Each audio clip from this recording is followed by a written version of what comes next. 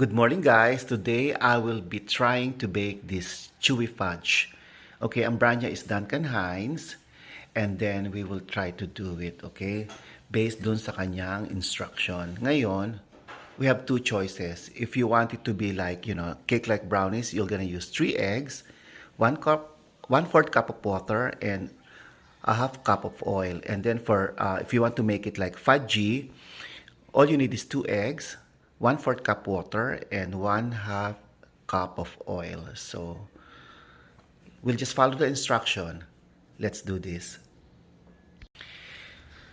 So I have here 2 eggs, my vegetable oil, okay, it's my mixture, and then we'll just pour water later.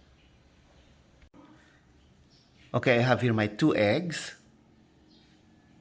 1/4 cup water, half a cup of vegetable oil. Okay, next we pour in the mixture. So just need to follow the instructions.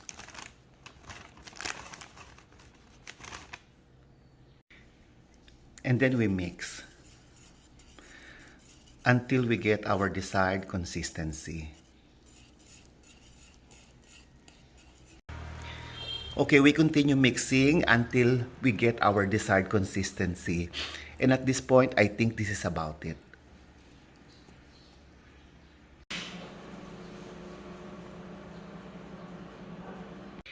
Okay, I have here my Pyrex, so we're gonna grease it first before we pour in the mixture. And then we're gonna bake it at 250 degrees for about 25 to 30 minutes. Okay, now we can pour in the mixture slowly.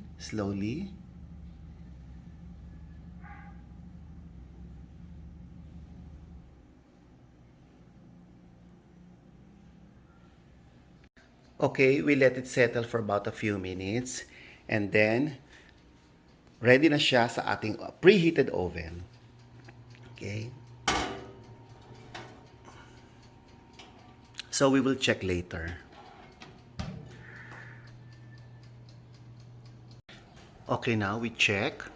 So we will do the toothpick test. Tignan natin kung luto na o hindi pa. Okay guys, so I think luto na to. So I think this is it. We'll just settle for a few minutes and then we will take it out from the oven. Okay guys, this is it. This is my fudgy brownie. Luto na siya. Yay!